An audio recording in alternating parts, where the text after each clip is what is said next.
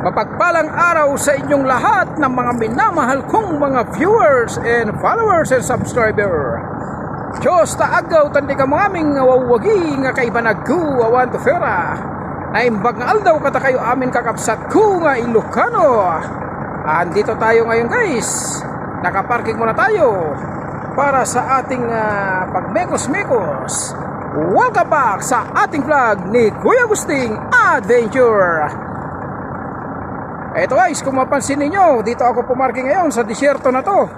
Dahil malayo tayo dun sa main road. Dahil pinagbabawal ng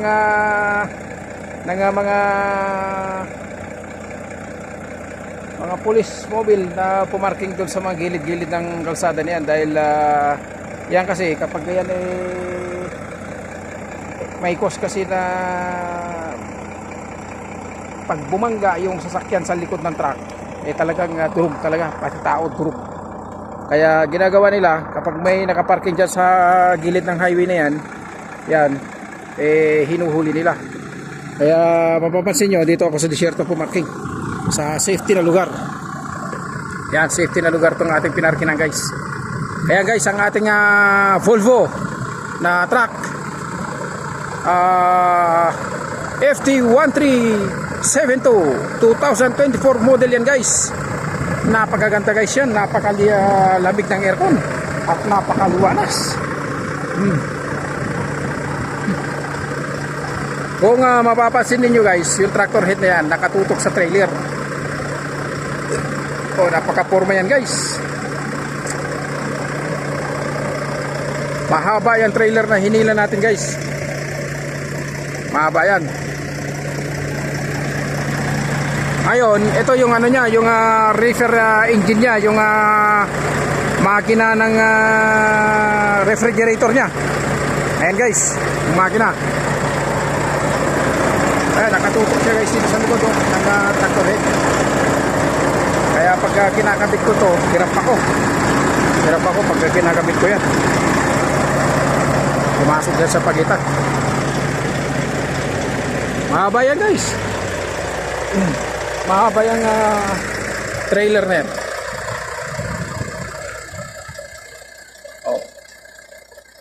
Almaray lang ang talagang malakas.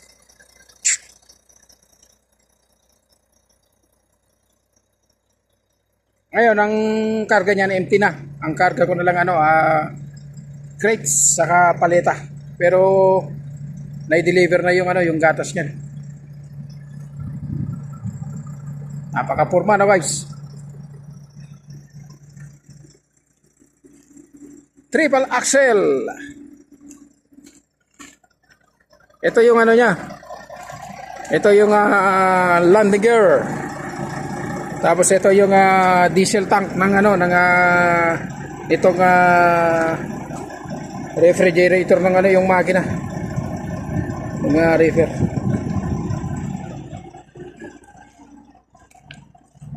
Tapos ito naman guys, yung supply ng airbag. Ito, ng hangin. Supply ng hangin yan, airbag. Tapos triple axle siya. Single tire, oversize. Yung gulong niya, 10 stud. 10 stud yan guys. Alloy ditong rim niya. Airbag. Oversize na airbag. Yan airbag. Ito guys, yung reserva nasa likod. Yan, reserva na trailer yan.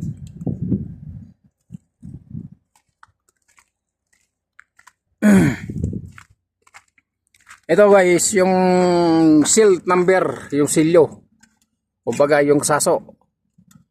Ito, importante ito. Kaya ginagawa ko, pag ganito guys na empty na to, hindi ko na nilalagyan ng padlock dito, ng kandaro. Ito na lang. Pero kapag loaded yan, meron siyang ganito, tapos ilalagyan ko ng padlock dito para sigurado ay hindi mabubuksan. Dahil kung hindi mo lagyan ng padlock niyan guys, sa haba na yan, hindi mo maramdaman na binuksan na pala yung reefer mo. Binuksan na pala yung pintuan ng reefer mo at ninakawang ka na pala. Kaya ginagawa ko, may padlock yan. Ang laki ng logo niyan guys. Almaray. Almaray Company. Napakahaba niyan. Haba ng trailer na yan. Ito naman yung ano guys. Yan yung reserba ng tractor head. Tapos ito guys yung yung airbag level niya. 6 o'clock. Pag ito pinihit mo rito sa kanan, ganyan, pataas yan, tataas ang airbag niya. Tapos yan, hihinto yan. Pag napunta rito sa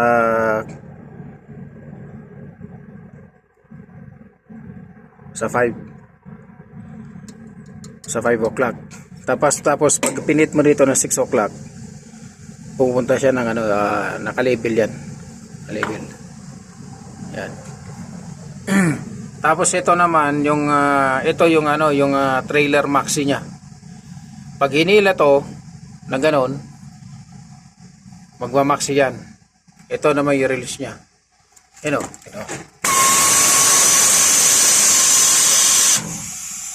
Oh, ayan, naka-release.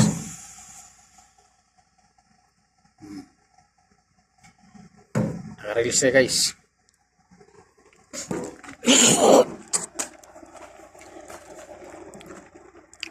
Na yung lagayan ng reserva ng tractor sa trailer nasa likod ko. Sa Pilipinas pag ganyan, ninakaw na yan lalo na dun sa tawag dito, dun sa road 10 na yun, wala na yan. Yan, 10 stud yan guys, 10 stud, single tire, oversize.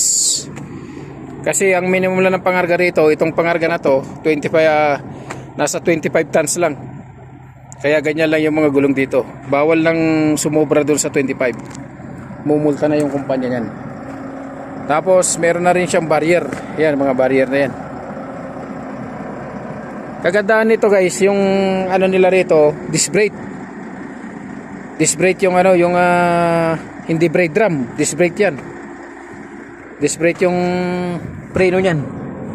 Ayan yung niya, booster niya. Brake booster niya, disc brake yan. Hindi siya brake drum. Kaya malakas. Oh, ito rin sa kabila rin, ito rin yung niya, yung supply ng airbag. Yan, tatlo na yan. Yan ang supply, hangin.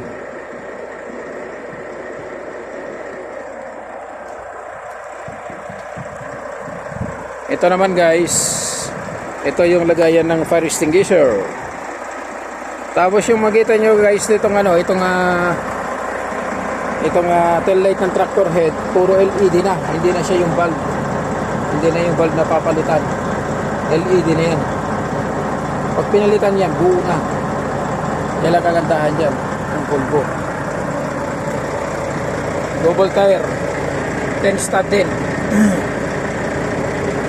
Ito guys, makita nyo ito. Yan yung ito sa pito, yung sa hangin. Yan, kapag nagbawas yung hangin nitong gulong na to, makikita doon sa dashboard sa computer. Yan, ito yung sa labas. Ito naman yung sa pangloob na gulong. Pag nabawasan yung hangin yan, yung hangin yan ng itong gulong na to, itong gulong, pag nabawasan ang hangin nito, lalabas siya doon sa computer, sa dashboard. Kaya alam mo kung flat yung gulong mo o hindi. Kung bawas kulang ang hangin ng gulong, malalaman mo siya doon sa dashboard, sa computer, doon sa harap. Ito naman yung hydraulic tank. Kasi yan, kaya nilagyan nila ng ganitong hydraulic tank. Halimbawa, finull out na kami rito sa planta, bibiyahe na kami doon sa dati namin biyahe. Yan, nagano kami ng mga, hihila kami ng yung parang dump truck siya. Ito yung extra tanki niya na diesel. Tapos, ito naman yung temperature. Refer temperature, dyan. Dyan ang nire-record namin. Ito naman yung air connector niya. 7-way. Ayan.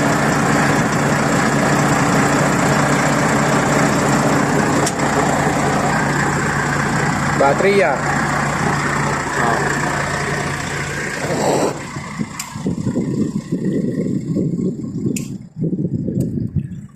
Tignan nyo guys yung forma niya rito. Napaka-forma ng truck na yan. Napakahaba. Ang trailer. Higit sa lahat, maporma na. King of the road pa. Basta Almaray, king of the road. Aba niyan. Wala pa hinante. Diyan guys, makikita yung ano. Diyan makikita yung hangin ng gulong kung halimbawa kulang, dito makikita dito sa dashboard na to, sa computer na to. Yan. Ayan na guys, tatakbo na ulit tayo. Tapos na tayong breakfast is already finished to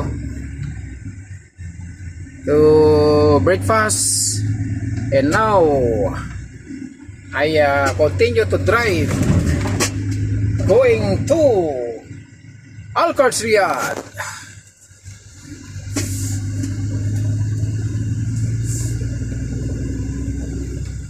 But I don't know where I am location because I cannot see here in a signboard.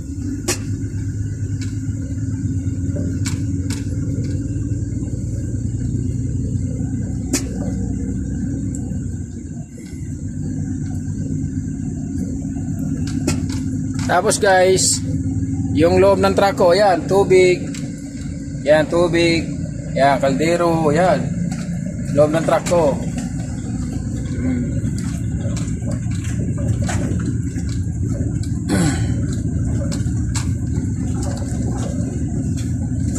Wala pa hinante rito. Di uso pa hinante rito. Ikaw lang mag-isa.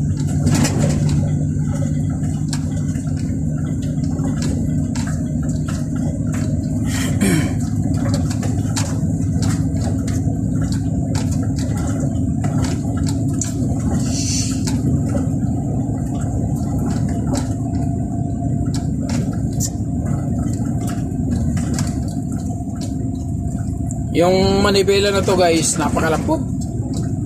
Mapakalambot itong manibela ng Volvo na to. Yung 2024 model. Talaga naman. Kahit na isang daliri lang ang iikot sa lambot niya napakaganda.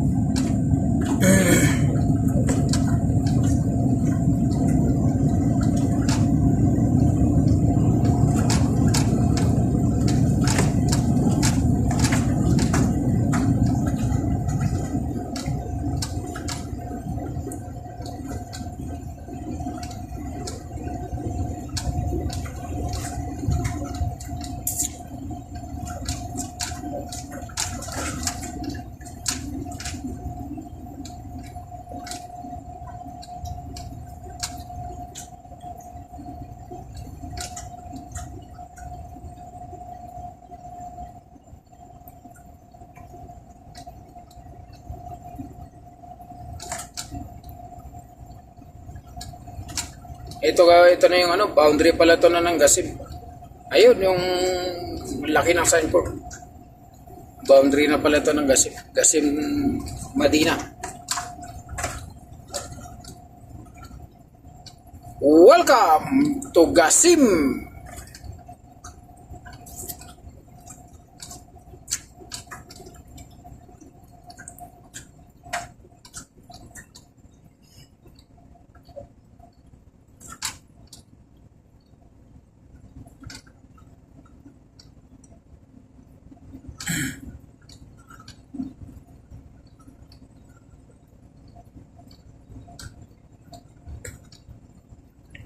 Yan, pagka maraming ganyan na mga signboard na yan, yan ang boundary, panalatandaan. End of contract.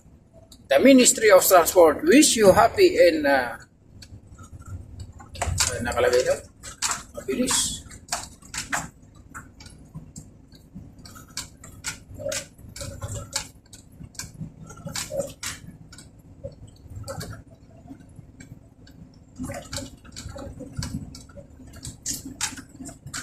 Ang Almaray dito guys sa Kingdom, King of the Road, ang Almaray dito.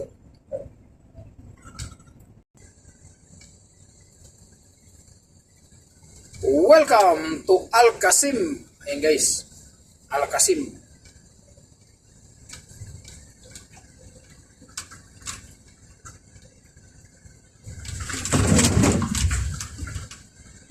Qasim. Dito sa lugar na to, napakahigpit ng pulis dito guys. Napakasipag ng gano'n. Lahat na makikita nila kung anong, bakit titingnan nila yung kamay mo kung nakapatong sa manibela, yung dalawang kamay mo. Pag hindi nakapatong yung dalawang kamay mo sa manibela, itatawag na doon sa checkpoint. Pagdating doon sa checkpoint, paparahin ka. O, yung sasabihin nila, nagsa-cellphone ka. Huli ka, balgon. Ganun dito, lugar na to. Kaya habang tayo kumukuha ng content, parang wiper yung ulo natin. Lingon sa harap, lingon sa likod. Ganun. Kasi dito, hindi mo malaman na pulis pala yung tumapat na doon sa truck mo dahil private car yung makikita mo, kala mo hindi siya police patrol. Makita mo na lang yung nagbiblink na yung ilaw niya. Pag nagbiblink na yun, yun na, police pala ka.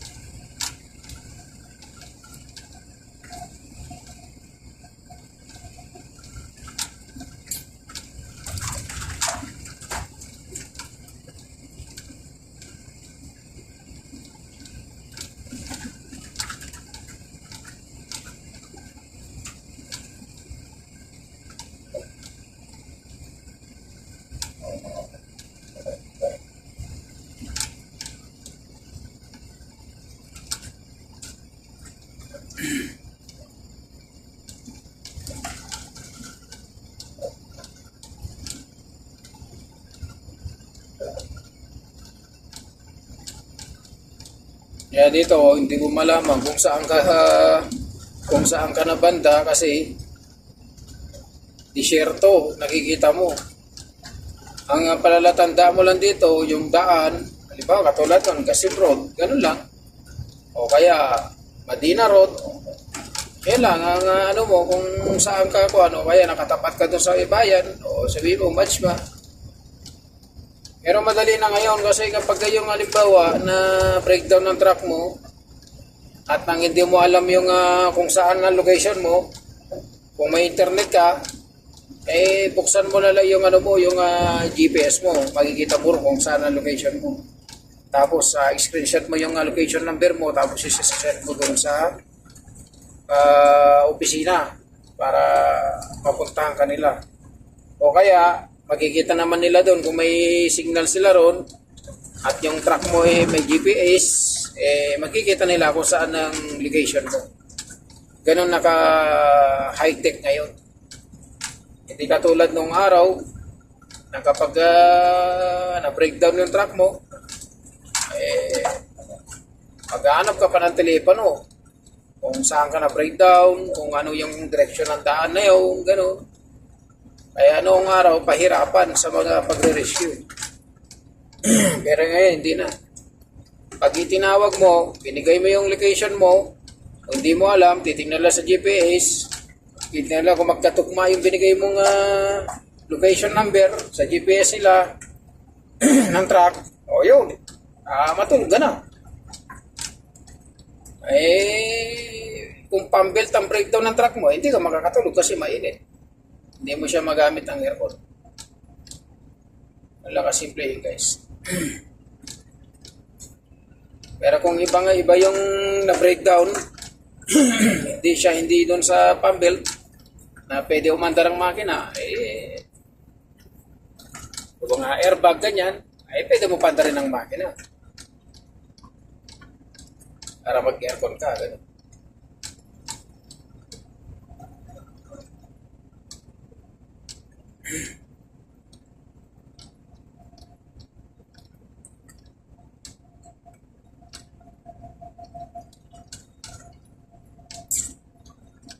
Kaya yung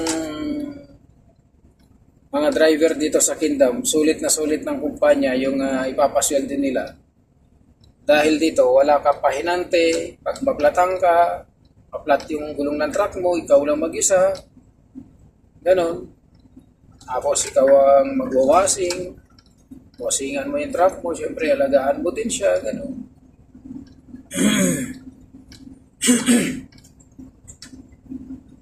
Dito, habang marami kang biyahe, malaki sisweldohin mo. Pero kailangan bigyan mo din ng pahinga yung sarili mo kasi dito talagang yung pagod mo talagang nakakapagod magmaneho sa layo.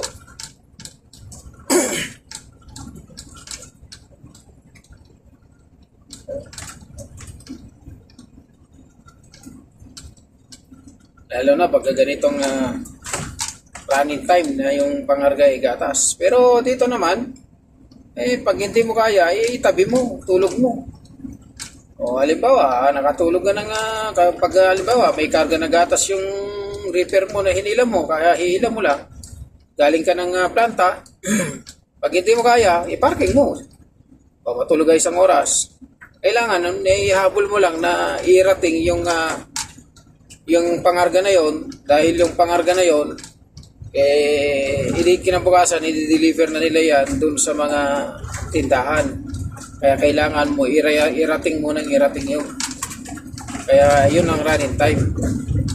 Ngayon, kung gusto mo naman ng pagbalik na, halimbawa, tapos ka lang nag-deliver, pwede ka matulog sa daan. Pwede ka matulog ng 6 na oras, 5 oras sa gabi, tulog mo. Ngayon, pag inantok ka na naman sa tangali, itulog mo 2 oras. Ganun yun. Babawi ka na lang sa pag-uwi mo, yung pabalik. Doon ka babawi ng tulog. Pero yung pa-deliver ka pa lang, talagang ratratin mo. Arabira, Kuya Gusting. Harabira, ganun. Talagang diin ka sa sinilador. Parang wiper yung ulo mo. Tingin harap, tingin sa likod, tingin sa harap, tingin sa likod. Ganon. Bago ka mag-overtake, hindi mo maiwasan hindi ka mag-overtake. Kasi pag hindi ka mag-overtake, madidelay ka dun sa pagde-deliveran mo. At kapag na-delay ka, tatanungin ka, why are you late? Why do you delay? Why you delay? Sabihin mo, kung ano dahilan mo. Dahilan mo, my reason, sir, is slow running. Huwag mo sabihin slow moving. Slow running na lang. Slow running. Second reason, no overtake. Third reason, truck ban. Fourth reason, hindi naabot ng fourth reason yun. Alam na nila yun, tulog. Hanggang 2 lang nga sabihin mo, sabihin sa'yo, tama na. Ganun lang yun. Amili ka sa 2. Kung kayo guys, pagpipiliin ko. Ano pa mas maganda? Di ba, halimbawa, na-delay ka sa pag-deliveran mo, pinagalitan ka. Di ba mas maganda pag pinagalitan ka, papasukin mo sa kaliwang tainga mo, palabasin mo sa kanan sa tainga mo, kaysa madisgrasya ka, di ba?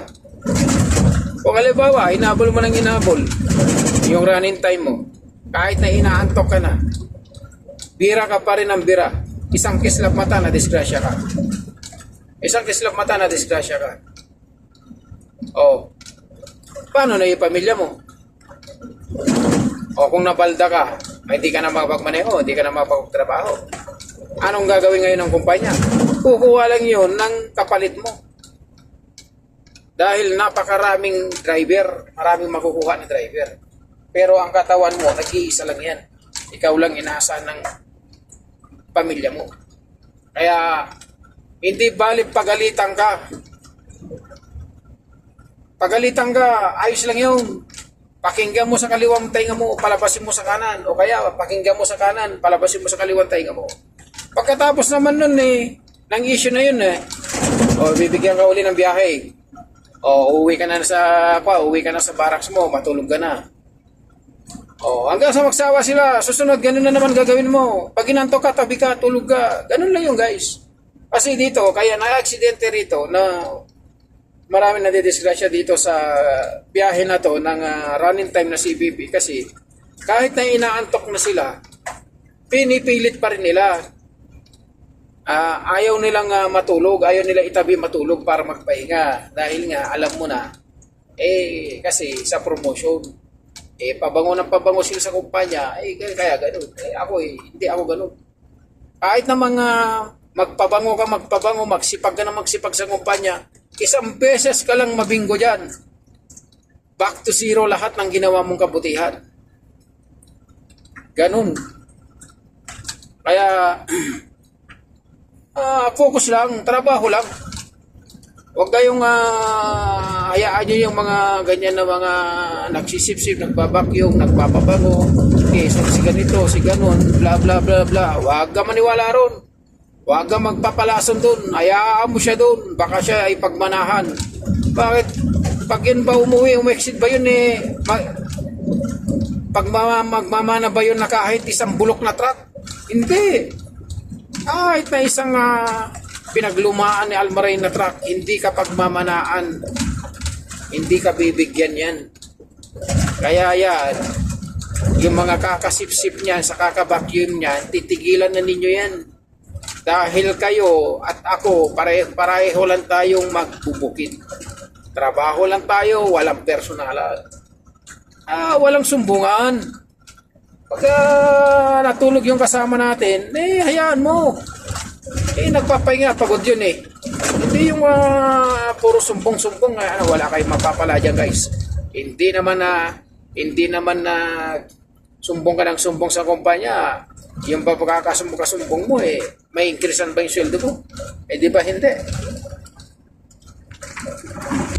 Yan guys, yung sinusundan natin na yan, kasamaan ko yan ang original na pangarga namin na trailer, na hinihila namin na trailer, yung may hydraulic, yung itinuro ko kanina na may hydraulic. Yan. Pag halimbawa na full out na kami dito sa biyahe na to, dito sa planta na to nagatas, yan ang ganyan ang hinihila namin. Yung hilahin ko ganyan. Kasi may hydraulic ako. Almaray yan ang farm. Yung truck na farming. Truck ng farming yan. Ang karga niyan guys, mais na butil. Yung kung tawagin dyan sa Ibanag, yung pinura na mais na yellow corn. Export yan galing ibang bansa. Ipapakain niya sa manok. Gigilingin, bibigas, gawin ng para gawin ng bigas. Tapos yung bigas saka yung darak, lahat ng pagmimixan yung pag-mix yun, yan ay ipapakain sa manok. Balik tayo dun guys, yung sinasabi ko kanina guys na ganun nga, hindi naman kayo increasean ng sweldo. Katulad ko, kapag ako'y pagod na, sinusuwag ko. Pero pag alam ko naman ako mali, hingi ako pasensya. Pero focus lang, trabaho lang tayo guys, trabaho lang. Pag pagod, tabi. Ganun yun. Paggising, parang cellphone yan eh. Yung cellphone pag lobat, hindi mo kahit na anong di mo gusto mong buhayin yung cellphone, hindi mo ma-open yun hanggat na lobat yun. Pero pag chinarge mo at inopen mo, ay di ba napakaganda gamitin? Ganon din ang tao. Kapag lobat ka, itulog mo. Pagkising mo, napakaganda ginawa ng pakiramdam. Kaya guys, maraming salamat sa inyong panunod sa aking na-upload na video. At maraming salamat din sa inyong suporta sa aking channel. Kaya lagi ko sinasabi sa inyo guys, nasa Diyos ang awa, nasa tao ang gawa. God bless you all.